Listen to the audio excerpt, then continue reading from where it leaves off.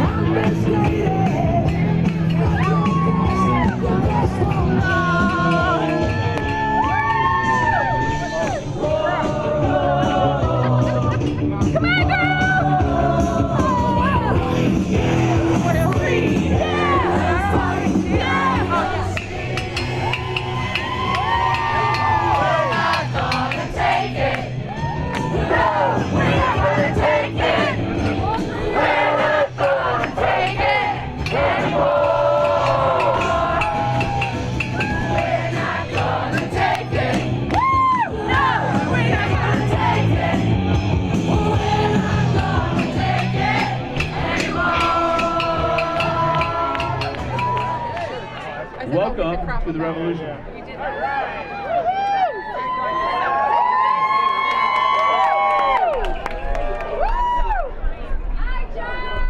Hi. Okay, my name is John Gilmore, and I wear a bunch of different hats. And my oldest hat is being the father of a vaccine-injured child. My son Luke, he's 20 years old. He regressed after a vaccine when he was about 9 months old. And he incurred severe brain damage from it. And he has a vocabulary right now about 10, 15 words.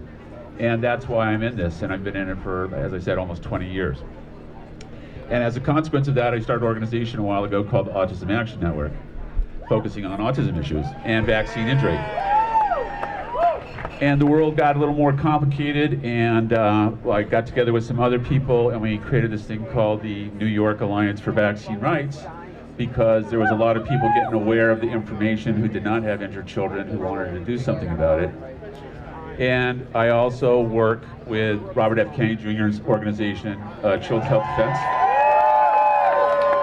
And I work with the New York chapter there, so there is a lot of hats there.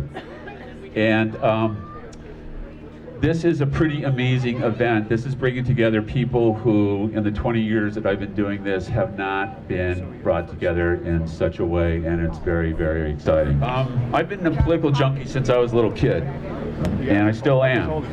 And this is without a doubt the weirdest, strangest, bizarrest year of politics ever in my life. You know, and every morning, I'm sure you would, like me, wake up and take a look at the news, and you just what now, you know?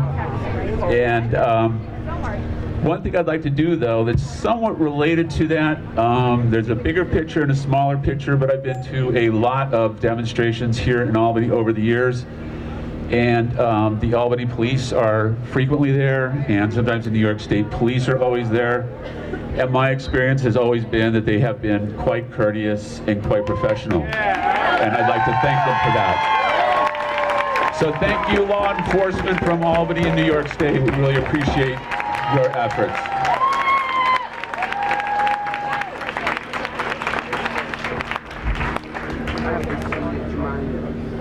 And I think the reason we're here, folks, we're here for a lot of reasons, but it sort of boils down to one thing, I think, and that's the whole concept of freedom, right? The freedom to live our lives as we see the right way to do it, whether it comes to the medical choices we make for ourselves or for our families, what we believe, what we have to say, how and what and when we worship.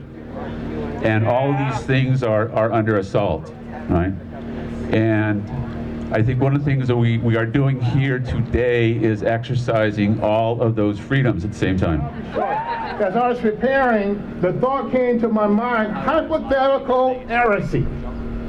Hypothetical. Can we say hypothetical? Hypothetical. Heresy. Heresy. So they said in the beginning, 2 million people were going to die from COVID. Then they said we made a mistake. Hypothetical heresy. Hypothetical heresy. But in the beginning they said that most of the doctors that were experts said, we don't think you should put them on ventilators, because it's an altitudinal type of sickness, and that if you put them on ventilators, it's going to damage the lungs. So they quieted those doctors, they took them off YouTube, they fired them, they wouldn't allow them to speak. That's right. 3 months later, after we've lost over 110,000 people, they said, well, we think we made a mistake. 80 to 90% of the people on ventilators died. That's right. Which means 80,000 plus people died because of, can we say, hypothetical heresy. So our great governor said we're going to have millions of people send us a comfort ship to come in to help. Let's transform the Javits Center into the emergency center. That's right. How many know they didn't use it because of Hypothetical heresy. hypothetical heresy? We're living in a day and time where we have to use our sound mind. We have to make decisions not based on a hypothesis. A hypothesis is what might happen. That's right. We've already seen what might happen has been wrong. That's right. So how can we support forced vaccinations That's when they right. get wrong about everything else? A year ago today, my world, as well as 26,000 other people's worlds, were rocked when our children were kicked out of school because they thought our children were a disease. Well, you know what, Cuomo? You're the disease. You are the disease. And this is why. Because you are are a disease of fear that I'm not going to live my life under. Bigger, I have a faith that's stronger, and Cuomo, you are the disease. Let me tell you, I saw New York tough light up there. Well, what's so tough about New York when you're hiding under a rock? What is so tough about New York? You know what's New York tough? All of you that came out here today. So we're here to really let Governor Cuomo and his lawyer pals at the New York State Bar Association know that we're not taking it. We're not having any mandate. Their recommendation of the New York State Bar Association violates international and national law that requires informed consent for all medical interventions, and especially experimental ones. That's been the global standard since 1947 in the Nuremberg Code. And it was U.S. lawyers, of whom I am tremendously proud, who wrote the Nuremberg Code. And I'm going to read you a little bit of it, because this is the gold standard, not mandates. And the gold standard is the voluntary consent of the human subject is absolutely essential. This means that the person involved should have legal capacity to give consent, should be so situated as to be able to exercise free power of choice without the intervention of any element of force, fraud, deceit, duress, overreaching, or other ulterior form of constraint or coercion. And the person has to have information. This mandate, if it were to go through, would violate every element of that code. Scientists have been working on coronavirus vaccines for over 20 years, unsuccessfully. The competing teams that are working on this and investing billions of dollars today are using never-been-licensed technologies like messenger RNA vaccines that will change human DNA. This is not a vaccine. This is genetic engineering. Thank you. Cuomo's got to go. And so do a lot of these other tyrannical dictators that are in this state. And I just really want to encourage people. I think now is the time more than ever for regular people to be running for office, especially in New York, because it's about us. It's the people who run the government, not these career politicians. He should not have been in office for the amount of time he's been in. It's like a dynasty. He's been in there for like over 10 years. His dad was in before him. His fake brother is running the news at CNN. It's just like a dynasty, and it's time that they are out of power. I'm hoping New York could elect possibly a conservative or a really great Democrat, just somebody that's for the people. So let's find a really great candidate and stand behind that candidate, whoever that is. Don't let the fake news distract you. That is so important. Fake news is a terrible thing. And I'll keep this world from dragging me down. Gonna stand my ground, and I won't back down. And a year ago, what the state got wrong, what the legislature got wrong, what Cuomo got wrong, was they valued public health at the exclusion of the right to education and the right to freedom of religion. All three of those rights are important. The continued closing of the state, more than 90 days after the stats are in, is going to go down as the dumbest thing any government's ever done anywhere. The Imperial College of London projection up to 2 million dead Americans was off by 50 times. 50 times, not 50%, 50-fold. They said it's ridiculously off. And that Imperial College, that Neil Ferguson group at Imperial College, what did they get? They got more than $160 million from the Gates the last 15 years. The judiciary of this state so far has been too weak. They are too weak. They are not willing to stand up to the legislature. One of the things that totally insulted me and totally came against everything that I believe is when governments made their own unconstitutional decision to shut down the church. Something is fundamentally wrong when government leaders don't recognize that the church is essential. Lies. Last night I saw Chris Cuomo on television and he was lying. And we have to begin to tell our truth by calling out their lies. They can't decide on your life, my family's life, your family's life. If they want to inject themselves, they can go behind their closets and do it in secret. They're not putting anything in my veins or your veins, because I'm not going to let it happen. God bless you, and God bless America. So as I'm thinking and I'm processing with my traveling companions, an 8-year-old, Francis Chappie, came out with the theme for the day, and that is, don't be the statue, be the liberty. Be the liberty. And there's been about a 500% increase in vaccine curiosity and hesitancy over the past 18 months. That's a big number. What they say doesn't agree with what we know. Because what does mandated vaccine indicate? What does it tell us when they want to mandate a vaccine? Louder, Lowry. It tells us that they think we're going to protect everybody from a disease, that your being vaccinated is going to protect me, whether I'm vaccinated or not. Now, does anybody know whether or not what they say actually makes medical sense? It does not.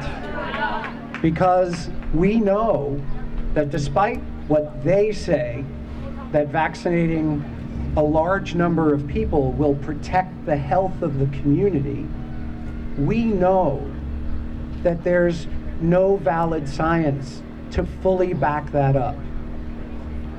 Because we know that when someone is vaccinated, it doesn't make the germ disappear from their body so that they are now no longer a threat to pass the germ around to others. So we are here because we know something, and we are here because we know something that many people in this country are starting to know. And that is that something's wrong. Something is wrong.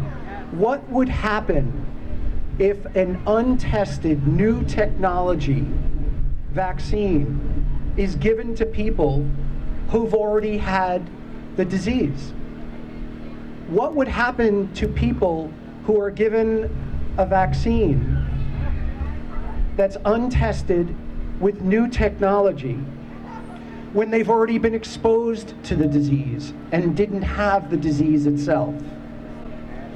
What would happen if this messenger RNA would be injected into the body and make its way into our cells and then incorporated into our genetic material, and then ask the genetic material to make more of that material? Where is the part of the vaccine that tells the body to stop making more of that material? Because in fact, with this new technology, we have no understanding of what happens when that spike protein messenger RNA gets into the cells, translates into DNA, and then starts replicating to make more of the virus and the protein. When does the body say stop? We don't need any more. But I think what we most know is they say that vaccine injury doesn't happen. They say that despite what we see in front of our lives, what we see in front of our kids' lives, despite what we see, the direct injury, they say we don't have an experience that makes any sense. But what we're seeing is more and more people are having experiences that don't align with what they say. And so New York State especially on June 13th, 2019, shut out all public discussion. And somehow, the people in New York State have said, that's okay. We bow to the state. We bow to the state. Look at these kids. It is hard for them here in America. The number one thing that increases their chance of making it in this country is an education. One of the main things that decreases my son having interactions with the police is him getting an education. And you know what they did? They looked at me in the face, they looked at my children, and they did nothing. So Cuomo, I don't want to hear you say Black Lives Matter unless all Black lives matter. Our children here in New York State, they are not for sale. Their bodies